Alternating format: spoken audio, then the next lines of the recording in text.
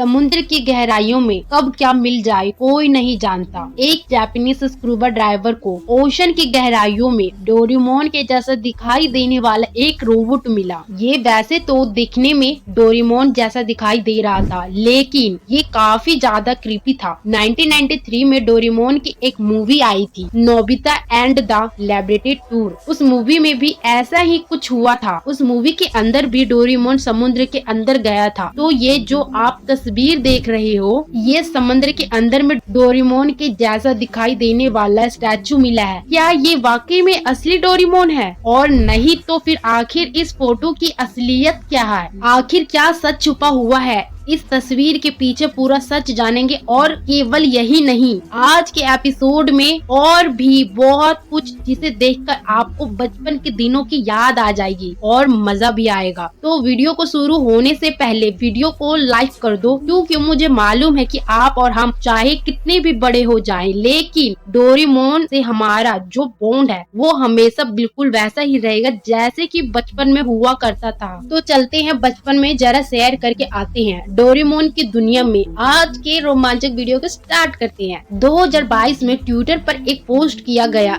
इस फोटो को देखकर तो समझ ही गए होंगे कि डोरेमोन के किसी स्टैचू से रिलेटेड पोस्ट है। इस पोस्ट में सब कुछ जापानीज लैंग्वेज में लिखा है। तो चलिए इसको ट्रांसलेट करके दिखाते हैं कि आखिर इस पोस्ट में लिखा क्या है। तो इस पोस्ट में साफ साफ लिखा है कि समुद्र की गहराइयों में स्कूबा ड्राइविंग के दौरान इस शख्स को डोरेमोन के जैसा दिखाई देने वाला एक स्टैचू मिला है। शुरुआत में तो उसको लगा कि शायद ये कोई खिलौना होगा जो डोरेमोन की तरह दिखाई देता है, लेकिन जब उन्होंने रेत में आधे दबे हुए इस स्टैचू को बाहर निकालने की कोशिश की, तब उनको समझ में आया कि कोई खिलौना नहीं है, ये डोरेमोन मेटल का बना हुआ है, बिल्कुल किसी रोबोट की तरह। उन्होंने उस स्टैचू को वहीं पर छोड़ दिया, क्योंकि उसको बाहर निकाल पाना उसके बस की बात नहीं थी। बाहर आकर उन्होंने इसके फोटोज को इंटरनेट पर और ट्विटर पर डाला। इतनी जल्दी इंटरनेट पर वायरल होते हुए देखकर लोग बहुत ज्यादा अचंभित हो गए। इस तस्वीर के पीछे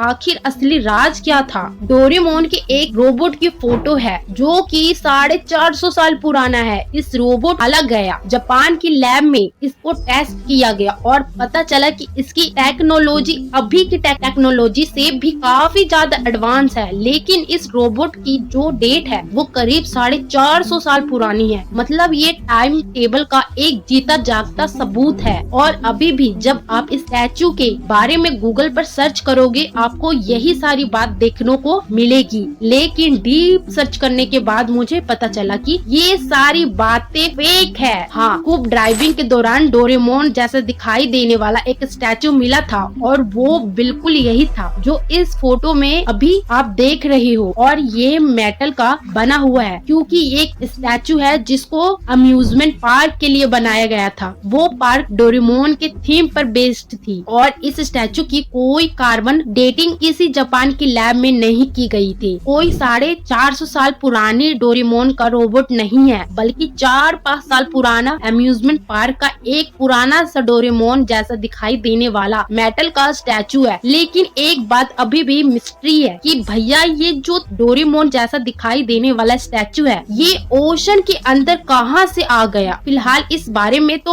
अभी कोई इन्फॉर्मेशन नहीं है, लेकिन फ्यूचर में कुछ भी पता चलता है तो मैं इस पर वीडियो जरूर बनाऊंगी, आपको जरूर बता दूंगी। ये तो मिस्ट्री थ्योरी था, लेकिन इससे भी भयानक एक क्रीपी थ्योरी मैं आपको बताऊंगी। डोरेमोन इस थ्योरी के अकॉर्डिंग डोरेमोन रियल नहीं था, बल्कि वो नोबिता की इमेजिनेशन थी। नोबिता एक ऐसा लोनली लड़का था जिसका कोई दोस्त नहीं था। वो इमेजिनेशन की एक बीमारी से ग्रसित था और इस बीमारी के चलते उसने अपने अकेलेपन को दूर करने के लिए डोरेमोन जैसा एक फ्रेंड इमेजिनेशन किया, जो उसकी हर ख्वाहिश को अपने एडवांस गैजेट से पूरा कर देता था। बहुत सारे लोग क्लेम करते हैं कि नोबिता का जो कैरेक्टर था वो रियल लाइफ से इंस्पायर्ड था। मतलब जापान में वक्त में ऐसा कोई लड़का हुआ करता था जिसको ऐसी कोई बीमारी थी कि वो डोरेमोन जैसा किसी कैरेक्टर को इमेजिनेशन कर सकता था। और बाद में उस लड़के के साथ बहुत बुरा हुआ जब उसको पता चला कि डोरेमोन केवल उसकी इमेजिनेशन थी और ये जो नोबिता और डोरेमोन की कहानी है ना, ये रियल लाइफ से इंस्पायर्ड नहीं थी, ये पूरी तरीके से इमेजिनेशन थी। लेकिन हाँ, इस कहानी का भी जो एंड था ना, वो काफी ज्यादा इमोशनल था। तो अगर आपको नहीं पता कि डोरेमोन की कहानी का एंड क्या था, तो मैं आपको शॉर्ट में बता देती हूँ। तो देखो, बेसिकली डोरेमोन फ्यूचर से आया हुआ एक रोबोट था, ये तो आप सबको पता होगा, और उसे नोबिता की मदद करने के लिए भेजा गया था। लेकिन जब डोरेमोन पास्ट में आया नोबिता के पास, तो उसकी एक टाइम के बाद बैटरी डाउन हो गई। अब